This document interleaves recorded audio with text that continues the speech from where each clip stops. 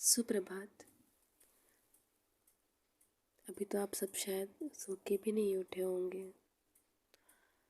एक छोटी सी कहानी या कहे छोटा सा किस्सा वृंदावन का सच कहानी है जो मैंने भी सुनी है। हालांकि मैंने भी सुनी ही है और सत्य ही है। तो कहानी श्री राधा रानी के बारे में। कुछ यूँ हुआ कि वृंदावन में एक सेठ थे। बात उस समय की है जब राधा रानी साक्षात रूप में थी। एक सेठ थे वृंदावन में। उनकी कोई बेटी नहीं थी। बहुएं थी 3, पर कोई बेटी नहीं थी उनकी, सिर्फ बेटे ही थे। उन्हें बड़ी आकांक्षा थी बेटियों की, पर वो नहीं थे। और सेठ सिर्फ इस एक वजह से अत्यंत दुखी रहते थे। हुआ क्या कि एक दिन एक संत या एक कहें कोई पुजारी वहाँ से गुजरता है और उनसे पूछता है, हे सेठ, सारी संपत्ति, सर्वस्व धन और पारिवारिक सब सुख भी तुम्हारे पास है, फिर किस बात से इतना दुखी रहते हो तुम? तो सेठ कहता है, महाराज, सब कुछ तो मिल गया, बस एक बेटी की, एक पुत्री की आकांक्षा थी, वो ना मिल पाई। तो संत जी कहते हैं, एक पुत्री की आकांक्षा है तुम्हें, तो स्वयं राधा रानी को पुत्री मान लो ना। राधा रानी को पुत्री मानोगे तो वो तो तुम्हारी ही हो जाएंगी स्थायी रूप से पुत्री। वैसे कोई पुत्री तुम्हारी होती, विवाह करके कहीं चली जाती, पर राधा रानी को पुत्री मान लो, उन्हें अपनी बेटी मान लो। सेठ इस बात से बहुत खुश होते हैं और वो राधा रानी को पुत्री मानने की पूरी निष्ठा करते हैं और राधा रानी को ही पुत्री मानकर उन्हें पूजने लगते हैं। ये सत्य घटना है। इसलिए क्या होता है, एक दिन मनिहारिन आती है। मनिहारिन यानी चूड़ी पहनाने वाली। तो जो सेठ की तीनों बहुएं होती हैं वो बुलाती है मनिहारिन को चूड़ी पहनाने के लिए। वो तीनों ही चूड़ी पहनती हैं।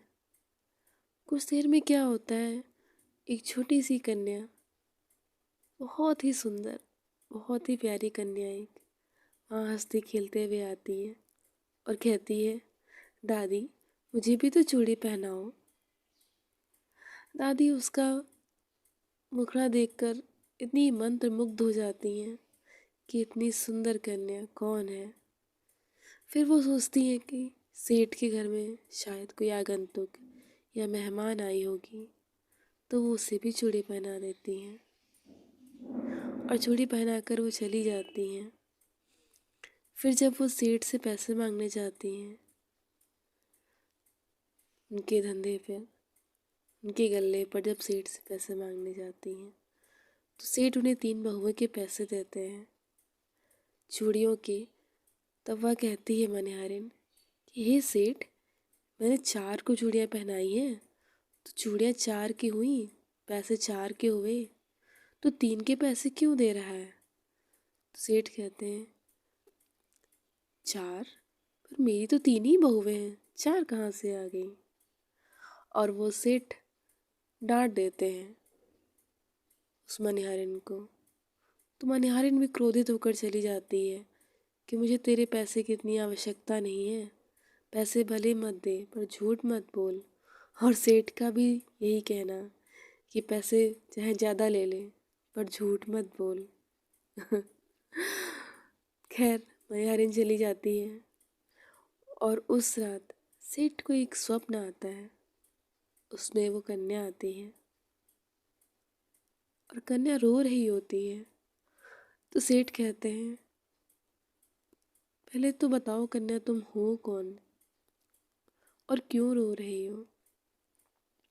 तो कन्या रोते हुए कहती है, बेटी तो बना लियो पर बेटी को धर्म ना निभायो। बेटी बना लिया पर मैंने चूड़ियाँ पहनी, आपने उसके पैसे भी नहीं दिए। सेठ समझ जाते हैं ये साक्षात राधा जी हैं और वो बहुत रोते हैं। तो कहते हैं, मैया मुझसे बहुत भूल हो गई बेटी। देख रहे हैं, संवाद देख रहे हैं, उन्हें मैया भी कह रहे हैं। राधा है, साक्षात राधा है, मैया है और सेठ की पुत्री के रूप में। बहुत रोते हैं, बहुत माफ़ी मांगते हैं और तब तक मैया अदृश्य हो जाती हैं। जब सेठ की आँख खुलती है तो समझ जाते हैं और अपने किए पर पछताते भी हैं कि मैंने तो पुत्री माना था पर मैं ही धर्म ना निभा पाया, मैं ही यकीन ना कर पाया। ठीक उसी प्रकार जैसे हम ईश्वर को मानते हैं, पूजते हैं, पर हम ईश्वर को साक्षात नहीं देख पाते क्योंकि हमारा मन पवित्र नहीं है। हम दृढ़ता से नहीं मानते ईश्वर को। खैर, सुबह सेठ जाते हैं और जैसे ही जाते हैं मनिहारिन के पास, मनिहारिन के पैर पड़ जाते हैं और कहते हैं, ये मनिहारिन तू मेरा महल गहने सब ले ले, सब ले ले तू, पर मुझे बस उस कन्या के दर्शन करा दे। वो कन्या साक्षात राधा रानी आई थी तुझसे चूड़ी पहनने और मेरे घर। मनिहारिन कहती है, हे सेठ, अब मुझसे धन्य और कौन होगा कि मैंने साक्षात राधा रानी को चूड़ियाँ पहनाई। इस प्रकार खैर संवाद समाप्त होता है। मनिहारिन धन्य हो जाती है और सेठ को भी राधा रानी दर्शन देती है। ईश्वर को अपना मान लीजिए, फिर दुख किस बात का है। वो तो स्थायी है, वो तो आपके साथ रहेगा।